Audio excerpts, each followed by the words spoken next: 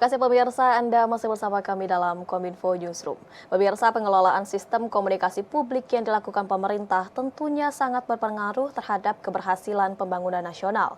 Salah satu tugas dari Kementerian Komunikasi dan Informatika sesuai dengan amanat Impres, yakni melakukan pengelolaan komunikasi publik. Lalu bagaimana sistem komunikasi publik yang ada pada saat ini? Kita akan membahasnya bersama dengan Direktur Tata Kelola dan Kemitraan Komunikasi Publik Kemenkominfo Republik Indonesia, Bapak Hashim Gautama. Assalamualaikum, selamat sore Pak Hashim. Waalaikumsalam warahmatullahi wabarakatuh, Mbak Bilqis. Selamat sore. Selamat sore, bagaimana kabarnya di hari ini Pak? Alhamdulillah, luar biasa. Luar biasa. Pak Hashim, mengenai komunikasi publik, bagaimana kemudian efektivitas dan juga efisiensi sistem komunikasi publik yang ada pada saat ini dan apa saja kiranya hambatan? Iya, sistem komunikasi publik nasional yang saat ini memang pada hari ini dibahas dalam forum yang melibatkan para akademisi, masyarakat, kementerian, lembaga, dan Pemda. Dan ini saat ini memang ada hal-hal ya yang masih harus kita tingkatkan ya dalam rangka membuka ruang-ruang yang harus diisi ya supaya efektivitas dari komunikasi publik ini bisa meningkat ya. Dan apalagi tantangan saat ini di mana era digital ya luar biasa sekali dan juga banyak permasalahan yang masih harus Itulah ditangani. komunikasi Namun publik demikian ideal sesuai arahan Presiden. saat ini komunikasi publik kita usahakan terus bisa berlangsung dengan baik ya. Contohnya kemarin pada saat perhelatan G20 di Bali. Dan hambatan-hambatannya apa saja? Ya, kita di internal pemerintah sendiri masih ada beberapa hambatan terkait dengan kelembagaan ya, di mana ada kalau di pemerintah daerah itu ada Dinas Kominfo yang memang baru berdiri dan mereka ini masih pada tahapan awal untuk melaksanakan tugas dalam komunikasi publik.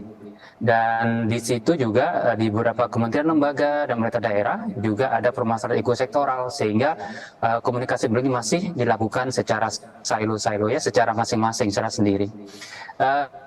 Yang berikutnya terkait dengan hambatan SDM ya, kita tahu di ASN ada jabatan fungsional Peranata Humas sebagai sumber daya manusia dalam komunikasi publik pemerintah kepada masyarakat.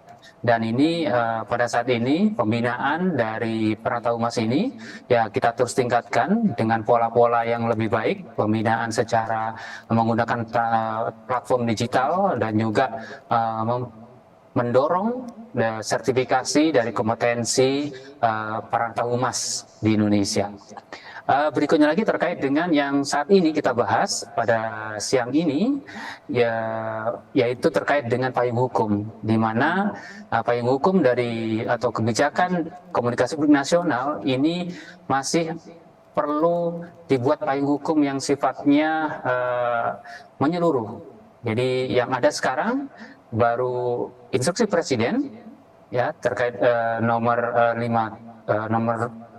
instruksi Presiden tahun 2019 dan 2015 itu masih menyangkut terkait bagaimana efektivitas dari penyelenggaraan komunikasi publik yang dikoordinasikan oleh Kementerian Kominfo. Nah, itu sudah bagus, pada saat ini sudah dapat mengkoordinasikan, tetapi masih ada ruang-ruang tadi yang perlu diperbaiki dan juga bagaimana juga mengundang partisipasi publik supaya lebih tinggi lagi. Demikian, Mbak Bilqis. Baik, masih perlu banyak ruang yang diperbaiki dan terus ditingkatkan, dan tentunya komunikasi publik yang efektif ini juga akan menjamin informasi dan capaian membangun informasi terdiseminasi dengan baik, begitu ya Pak ya. Dan Pak Hashim, ini masih mengenai komunikasi publik, seperti apa strategi atau rancangan pengaturan sistem komunikasi publik nasional yang digunakan oleh Kemenkominfo ini untuk mengatasi hambatan yang telah disebutkan sebelumnya? Ya, sistem perancangan komunikasi nasional kita mengatur dari sisi kebijakan tadi ya. Pada saat ini, pada tahun ini kita menyusun naskah urgensi komunikasi publik itu, sehingga kita mendapatkan masukan dari terutama dari para akademisi ya, sejauh mana kita dapat mengatur kebijakan nasional secara komprehensif.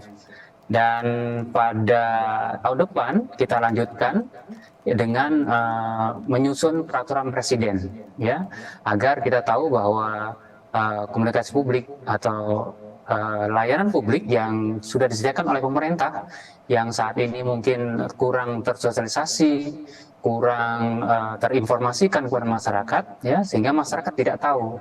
Nah, itu kita nanti jembatani dengan perpres ini sehingga layanan publik tadi bisa terdelivered, ya, bisa tersampaikan kepada masyarakat, sehingga kita berharap bahwa masyarakat dapat menggunakan layanan publik itu dan dapat berpartisipasi dalam proses pembangunan ini.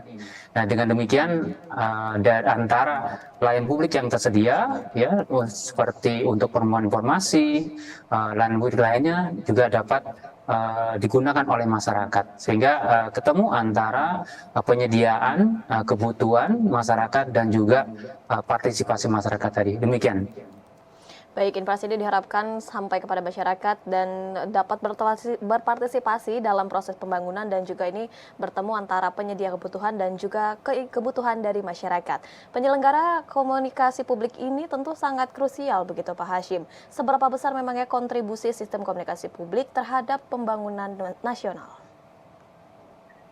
Kontribusi, ya, seberapa jauh kontribusinya ini sangat-sangat besar dalam proses pembangunan nasional ini, karena pada sisi outcome dari komunikasi publik yang baik antara pemerintah dan masyarakat, ya, itu akan meningkatkan trust atau kepercayaan publik kepada pemerintah, sehingga kepercayaan publik ini tentunya akan menjaga stabilitas nasional, ya, dalam rangka pembangunan ini, keberlanjutan pembangunan nasional. Dan tidak hanya itu, tetapi pembangunan nasional ini sangat berkualitas karena melibatkan partisipasi publik. Ya, semakin tinggi partisipasi publik, ya, semakin baik. Jadi dengan trust, ya, dengan kepercayaan masyarakat dapat menjamin keberlangsungan pembangunan nasional ini. Demikian. Baik, menjaga stabilitas nasional, kemudian juga keberlanjutan dari pembangunan nasional. Kemudian seperti apa Pak Hashim rancangan pengaturan sistem komunikasi publik nasional ini dari Kominfo seperti apa? Ya, rancangan yang ada ini kita memang melibatkan membuat arsitektur dari sistem komunikasi nasional tadi, ya. Arsitektur ini melibatkan apakah nanti komunikasi itu akan secara langsung, ya, dari pemerintah kepada masyarakat. Dan juga yang kedua adalah bagaimana nanti komunikasi yang melibatkan kemitraan dengan masyarakat, yaitu komunikasi yang tidak langsung. Jadi kita juga berupaya untuk memberdayakan masyarakat dengan terlibat dalam proses komunikasi nasional ini. Demikian. Baik, kemudian siapa saja pihak yang terlibat dalam pengembangan sistem komunikasi publik untuk terus berkembang dan juga ini sampai kepada masyarakat? Siapa saja yang terlibat? Ya, stakeholder, ya, pemangku kepentingan dalam komunikasi nasional ini yang tadi yang langsung itu tentunya adalah penyelenggara negara ini, ya. Karena ini dalam perpres, maka yang diatur adalah kementerian, lembaga, dan pemerintah daerah yang terlibat dalam proses komunikasi, terutama dalam memenuhi hak-hak masyarakat terhadap informasi dan melakukan komunikasi publik kepada masyarakat.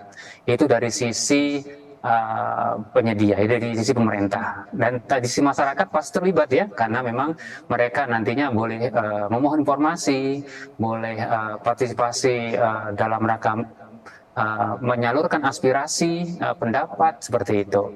Itu yang komunikasi secara langsung. Nah, apabila kita melakukan komunikasi publik secara tidak langsung, maka kita melalui mediator-mediator. Seperti media, ya, sekarang ini media sangat banyak, ya, ada media massa, media elektronik, media sosial terutama, ya, yang saat ini terus naik proporsinya, dan juga kita melibatkan juga dalam proses kemitraan. Jadi banyak sekali kemitraan-kemitraan dengan masyarakat, ya. Kementerian Kominfo juga membentuk komunitas masyarakat ya, agar memang stakeholder masyarakat sendiri ya bisa terlibat ya, berpartisipasi juga dalam proses diseminasi informasi ataupun komunikasi publik nasional ini. Demikian.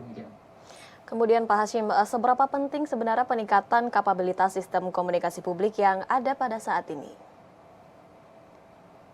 Ya, peningkatan kapabilitas ini sangat penting ya, di mana peningkatan kapabilitas dari komunikasi nasional ini akan juga meningkatkan kelancaran dari proses diseminasi, memperbesar partisipasi publik, sehingga pada akhirnya akan meningkatkan tercapainya outcome ya, yaitu trust dan kepercayaan masyarakat tadi, sehingga kapabilitas ini juga akan mempengaruhi kualitas dari proses pembangunan ya, kualitas dari keberlanjutan proses pembangunan di Indonesia. Demikian. Baik, tersampaikan informasi ini juga akan menentukan keberhasilan pembangunan nasional dan tidak terkecuali juga bagi masyarakat di daerah 3T, Pak Hashim. Bagaimana kemudian komunikasi publik yang dilakukan atau yang disampaikan kepada masyarakat yang ada di daerah 3T, apakah memerlukan treatment khusus begitu? Ya, betul. Jadi komunikasi publik ini tidak hanya berada di daerah-daerah yang perkotaan, yang di mana akses internet mudah, komunikasi partisipasi juga mudah, gitu. Tapi Kementerian Kominfo juga sangat perhatian kepada daerah-daerah 3T, ya, seperti komunikasi secara langsung, ya. Kementerian Kominfo menyediakan pembangunan BTS ya secara khusus, ya. Pembangunan BTS untuk 4G, untuk seluler itu daerah-daerah tertinggal, daerah 3T yang didanai langsung dari APBN. Nah, itu merupakan komunikasi sehingga masyarakat mendapatkan akses internet nantinya. Gitu ya. Komunikasi yang secara langsung juga dilakukan secara tatap muka dengan adanya penyuluh informasi publik. Jadi kami memiliki 500 lebih komunikasi penyuluh informasi publik yang menyampaikan langsung kepada masyarakat secara tatap muka di daerah 3T. Jadi mereka yang kesulitan akses internet, ya, kami menyediakan penyuluh-penyuluh yang menyampaikan apa saja program-program pemerintah, capaian-capaian pemerintah kepada masyarakat.